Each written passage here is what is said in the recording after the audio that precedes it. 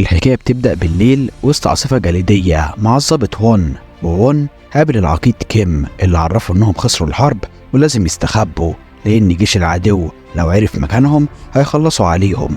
فون سمع كلامه وبدأ في تنفيذ الأوامر، وبعد سنتين فبنكتشف إن وون غير اسمه لدونج وو واتنكر على شكل شاب غبي علشان يندمج ما بين الناس ومفيش أي حد يعرف إن هو ظابط، ده غير إن هو اتضايق بسبب الأطفال اللي كانوا بيطاردوه طول الوقت وبيتبلطجوا عليه. وون يبقى عايش في بيت السيدة جون، وكان شغال في المحل الخاص بيها مقابل إيجار غرفته، وكان بيقبض منها $200 في الشهر لحد لما جمع أكتر من $4000، وبكده هيكون معاه فلوس لما يرجع الشغل كظابط. ومع إن وون مقاتل رهيب واتدرب في الجيش لسنين طويلة، إلا إنه اتظاهر على شكل شاب غبي وضعيف علشان مفيش أي حد يشك في هويته. ولما كان بينظف الشارع فقابل ران وسلم عليها، ولكن أخوها لطخه بالقفا وقال له ما يكلمهاش تاني. وبعد ما وون بهدل الدنيا وهو بيساعد السيدة جون في تنظيف المهملات، فرح للمحل وعمل نفسه نايم كالعادة من أجل خداع الجميع. ولكن شانج وصل ونادى عليه، وشانج يبقى ظابط في الجيش مع وون، ولكنه اتنكر على شكل ساعي بريد لحد لما يجي الوقت لكشف هويته الحقيقية. ومن هنا وون فقد أعصابه وقال إن هو تاب من التظاهر بإنه شاب غبي علشان الجميع بيهزقوه وبيستهزئوا بيه.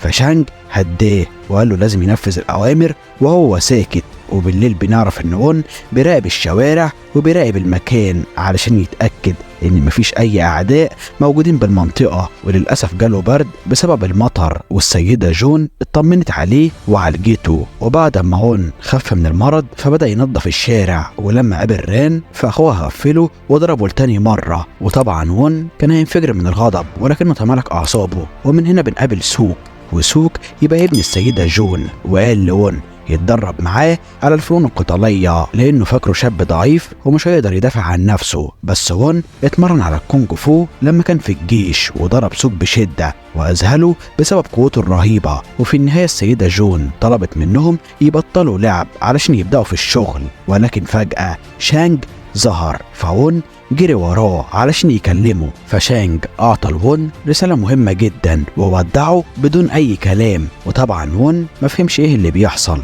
ولما فتح الرسالة فعرف إن والدته توفت وهو بعيد عنها وعزاها في حزن شديد. وتاني يوم وون وسوك راح علشان يوصلوا بعض الطلبات، ولكن بالصدفة وون لاحظ جزمة شكلها غريبة جدا وعرف ان في شخص جديد موجود بالمكان. وبالليل وون اتمرن وجهز نفسه للقتال بسبب الجزمة اللي شافها. ومن هنا في شاب خبط على الباب بتاعه، والشاب ده بيكون صاحب الجزمة الغريبة، وبدون اي كلام بدأ يقاتل وون. والاتنين قوتهم كانت متساوية ونزلوا طحن في بعض بدون اي رحمة لحد لما تعادلوا في النهاية. ومن هنا بنعرف ان الشاب ده بيكون اسمه لي، ولي هو وون اتدربوا مع بعض في الجيش لما كانوا صغيرين. ولي قال لوون ان هو وصل المدينة علشان ينفذ مهمة سرية، ولما وون سأله على المهمة فلي رفض يقول له عليها وكمل بطريقه في صمت. وتاني يوم الصبح وون كان شغال مع السيدة جون، وبالصدفة لمح ليه من بعيد وهو خارج من بيته.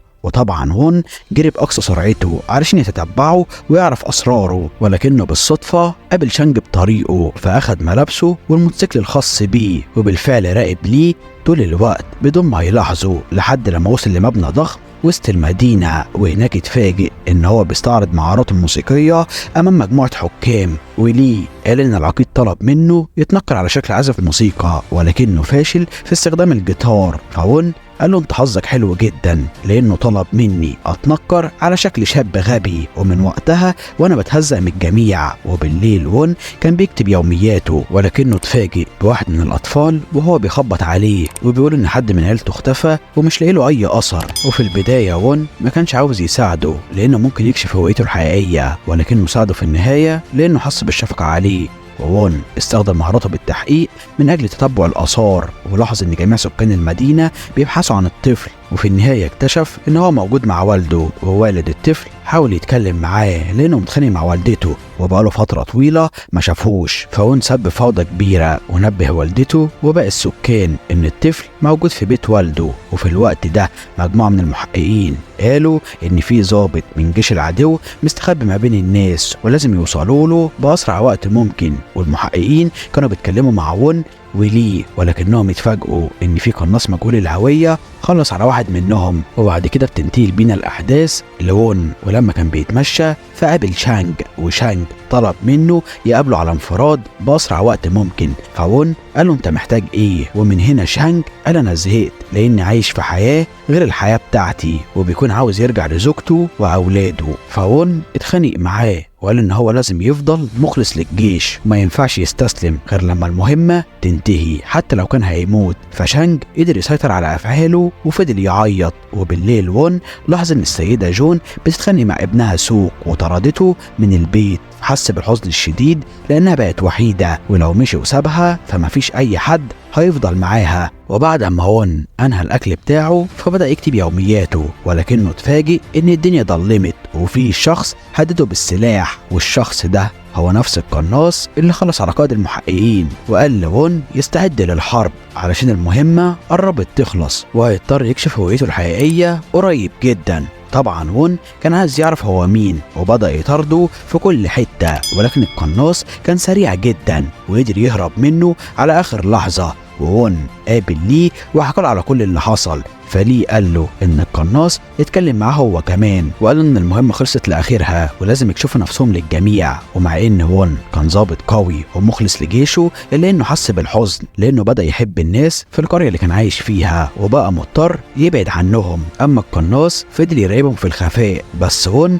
فاجئه ونادى عليه باسمه، والقناص يبقى اسمه رانج. ولما وون اصبح ضابط في الجيش فرانج كان لسه مبتدئ وبيتعلم منه، وطبعا رانج اخد نفسه وهرب اول لما وون عرفه، ولكنه قابله من جديد بس المرة دي كان متنكر على شكل طالب مدرسة علشان مفيش أي حد يكشف هويته. وبالليل رانج قابل وون وقال له إن شانج تم إقصائه من المهمة ورجع لمقر القيادة لأنه بدأ ينهار ويفقد أعصابه. فوون حس بالغضب لأنه مش هيقابل صديقه العزيز من جديد.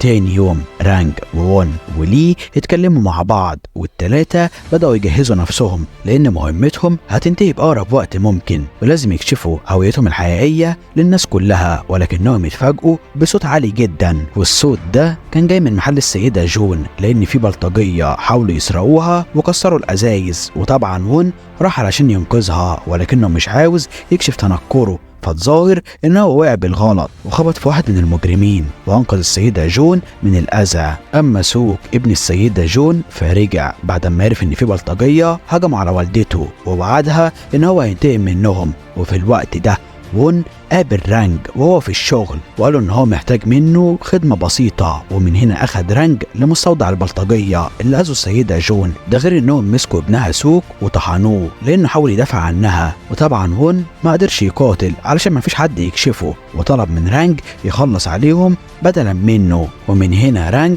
استغل انهم ما يعرفوش شكله وطفى كل الانوار بالمكان ونزل فيهم طحن باستخدام مهاراته القتاليه اللي اتعلمها في الجيش. وبعد فتره صغيره فون قابل سوك واطمن ان هو بخير، ولكنه كان عامل نفسه عبيط ومش فاهم اي حاجه وفضل يضحك معاه علشان يهون احزانه. وتاني يوم الصبح السيده جون عملت وليمه كبيره وعزمت كل الجيران حتى رانج وليه حضروا. اما وون فكان حاسس بالحزن لانه بيحب الناس دي جدا وهيضطر يظهر هويته الحقيقيه بعيد عنهم لانه ضابط متخفي وبيأدي واجباته. وبعد كده بتنتهي بينا الاحداث لمقر الجيش، والجنرال طلب من العقيد كيم يخلص على كل الضباط المتخفيين واللي منهم وون ولي ورانج لان مهمتهم خلصت وما بقاش ليهم اي لازمه. فكيم قال له ان هو هيأمرهم يقتلوا نفسهم لانهم بينفذوا الاوامر بدون اي كلام. وفي الوقت ده وون ولي ورانج كانوا بينضفوا الاسماك للسيده جون وبيستمتعوا بوقتهم، ولكنهم ما يعرفوش المصيبه اللي هتحصل قريب.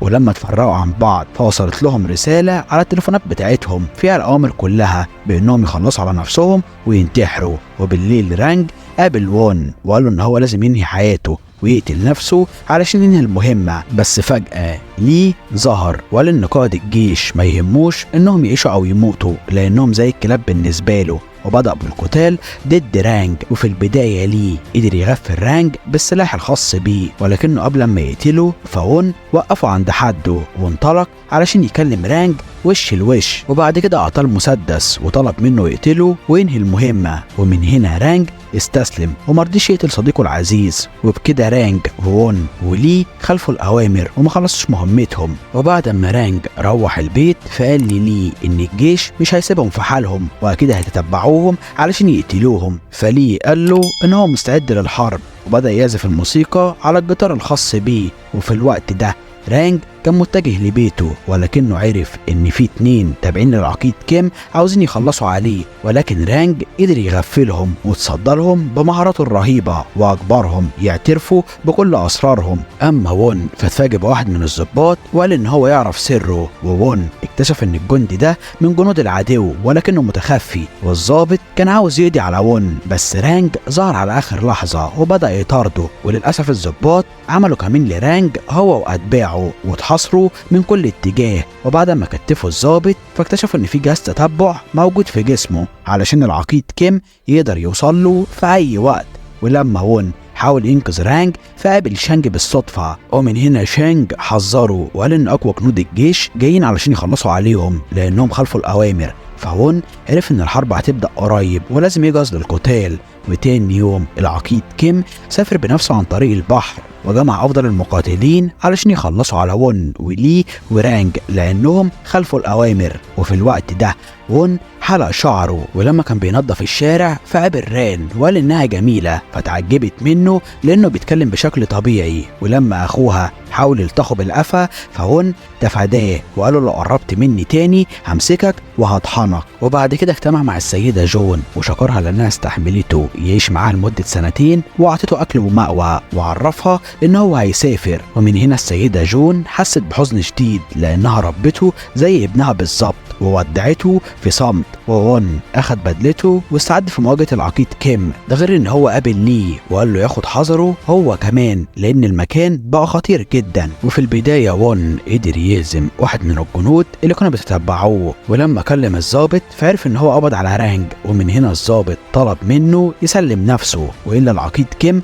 هيخلص عليه بدم بارد. فون رفض وطلب ان هو يقابل العقيد وش لوش في مبنى مهجور. واول لما هون شاف العقيد فألقى عليه التحيه العسكريه، فالعقيد كيم قال له انت خاين لانك ما نفذتش الاوامر، وبدا في الهجوم عليه هو والمساعد بتاعه. وفي البدايه هون تفادى الطلقات بسرعه البرق وقدر ان هو يغفل مساعد العقيد كيم باعجوبه شديده واخد السلاح الخاص بيه، ولكنه اتجمد في مكانه وما قدرش يقتله لانه رباه من صغره ويبقى زي والده بالظبط. ومن هنا العقيد اخد السلاح من وون وقتله بشراسة ملهاش مثيل، والاتنين كانوا اقوياء جدا لان مهارتهم عالية جدا في الفنون القتالية والكونج فو. ولكن العقيد كيم غفل وون ورمى من الشباك، بس المصيبة ان في طفلين كانوا معديين بالصدفة ووقفوا يهزروا مع وون، ومساعد العقيد كيم استغل انشغاله وهجم عليه. ومن هنا لي ظهر بالعربية بدون سابق انذار وانقذ وون على اخر لحظة وهرب من المكان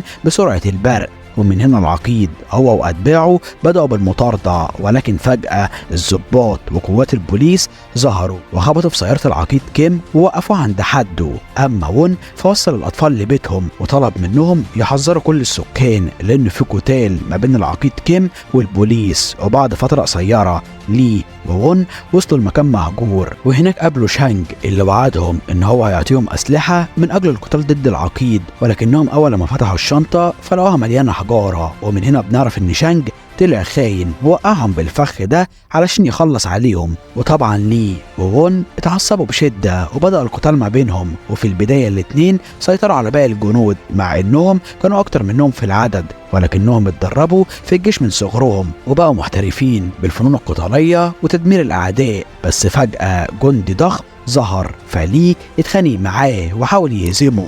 اما وون مسك شانج وقرر يخلص عليه لانه خدعه واقنعه ان هو صديقه. ومن هنا في قناص تابع للعقيد كيم ضرب نار على وون واصابه بشده، فلي انقذه على اخر لحظه وهرب بيه من المكان. وللاسف القناص استمر بضرب النار ودمر سيارات البوليس، فرانج استغل الفرصه وهرب من الاسر، ده غير ان هو حدد مكان القناص وخلص عليه علشان ما يقتلش اصدقائه. وفي الوقت ده وون ولي طلعوا على سطح المبنى، ومن هنا لي قال ان العقيد كيم حاصرهم من كل اتجاه ولازم يقفوا ويحاربوا زي الرجاله. فون استعد للمعركه الاخيره، وفي البدايه العقيد كيم ظهر وقال لون ولي ان هو اللي رباهم وعلمهم كل اللي يعرفوه، وجه الوقت علشان يخلص عليهم تماما. ومن البداية ليه قدر يغفل مساعد العقيد، وبعد ما أفقده السلاح الخاص بيه فأنهى حياته، ولكنه اتصاب بشدة. ومن هنا وون دمر كل الجنود اللي وقفوا بطريقه واحد ورا واحد لحد لما وصل للعقيد، والاتنين نزلوا طحن في بعض، والقتال ما بينهم كان رهيب جدا. بس مع الوقت العقيد كيم سيطر على القتال لأن وون كان مصاب بشدة، وقبل ما يخلص عليه فجأة رانج ظهر وانقذه في ثواني. ورانج ضرب العقيد كيم بالنار، ولكنه ما قدرش يقتله لانه اتدرب على ايده في الجيش. ومن هنا العقيد كيم اظهر قنبله ولا هنموت كلنا مع بعض. فليه المجنون جري باقصى سرعته ومسك العقيد وقفز بيه من فوق المبنى، والقنبله انفجرت في الهواء. وفي النهايه الضابط واتباعه وصلوا المكان وحاولوا يقبضوا على ون ورانج، ولكن رانج رفض الاستسلام وهددهم باطلاق النار. فالضابط حاول يهدي الموقف باقصى مجهوده، اما وون فكان بيتمنى يرجع للعيشه ما بين السكان، وافتكر السيده جون لانها عملته زي ابنها الصغير بالظبط. وللاسف رانج فقد اعصابه وهاجم البوليس، فالضباط دمروه باستخدام الرشاشات بتاعتهم. ولما وون حاول يحميه فوقف بطريق الرصاص، والاتنين ماتوا مع بعض ووقعوا من فوق المبنى. ومن هنا بيخلص فيلمنا. انا مينا اسحاق. فلو عجبك الفيلم ما تنساش تحط لايك وتشترك في القناة وتفعل زر الجرس علشان يوصلك كل الملخصات النهارية، وما تنساش تعمل متابعة على صفحة الفيسبوك علشان تقول لنا هل الأفلام اللي تحب نلخصها لك. أشوفك الفيلم الجاي يا صديقي، يلا سلام.